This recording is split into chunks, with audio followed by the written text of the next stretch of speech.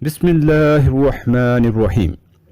شروع اللہ کے نام سے جو بڑا مہربان نہایت رحم کرنے والا ہے.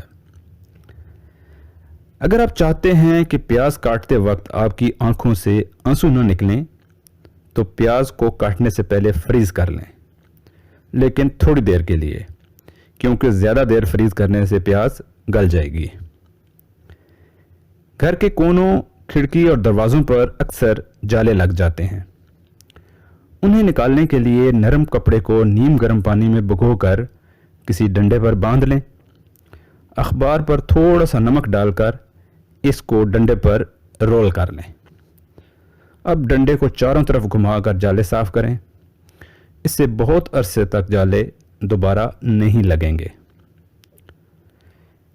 گوبھی پکانے کے بعد اس میں 5 عدد کالی مرچ پیس کر اس کا پاؤڈر سالن پر چھڑک دیں. اس سے گوبھی کا بادی پن ختم ہو جائے گا. پانی میں تھوڑا سا نمک ڈال کر سوتی کپڑے سے اسے چہرے پر مل لیں. تقریباً 1 ہفتہ باقاعدہ استعمال سے چہرے کے بال ختم ہو جائیں گے. سالن میں لیموں اور سرکہ ڈال کر پکائیں. اس سے ڈکاروں سے چھٹکارا مل جائے گا. چھوٹی دیسی کشمش 21 دانے روزانہ کسی بھی وقت 41 دن تک لگاتار کھائیں. انشاءاللہ لیکوریا کا نام و نشان تک نہیں رہے گا. پکے ہوئے ٹماٹر کا تازہ رس چھوٹے بچوں کو دن میں 2 بار پلانے سے بچے صحت مند اور توانا ہو جاتے ہیں.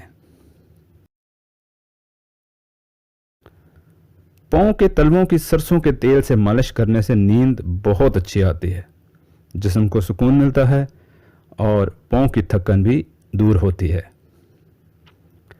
جس جگہ پر دیمک لگ جائے وہاں مٹی کا تیل ڈالنے سے دیمک مر جاتی ہے، لیکن یہ وقتی حل ہے. جو دیمک نیچے زمین میں بچ جاتی ہے وہ کوئی نئی جگہ ڈھونڈ لیتی ہے. اس کو مکمل ختم کرنے کے لیے زمین میں چھوٹے چھوٹے سوراخ کر کے دوائی ڈالنی پڑتی ہے. اگر چھری، کانٹے یا چمچ وغیرہ پر زنگ لگ جائے تو میٹھا سوڈا، سرکہ اور ویم کو ملا کر پیسٹ بنا لیں اور ان پر لگا کر 2 گھنٹے کے لیے رکھ دیں. پھر تازہ پانی سے دھو لیں. زنگ سے نجات مل جائے گی.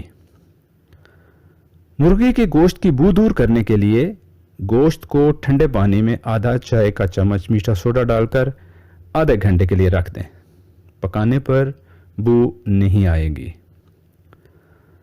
نزلہ زکام ہو یا جسم میں درد، رات سونے سے پہلے دودھ میں ہلدی ڈال کر گرم گرم پی لیں.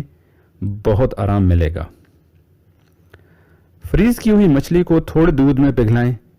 اس سے مچھلی کی بو ختم ہو جائے گی اور ذائقہ بھی اچھا رہے گا.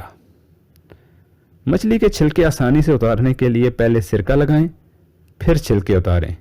کام جلدی اور آسانی سے ہو جائے گا. مچھلی دھونے سے قبل ہاتھوں پر نمک مال لیں. اس سے مچھلی ہاتھوں سے نہیں پھسلے گی اور آپ آسانی سے مچھلی کو دھو لیں گے.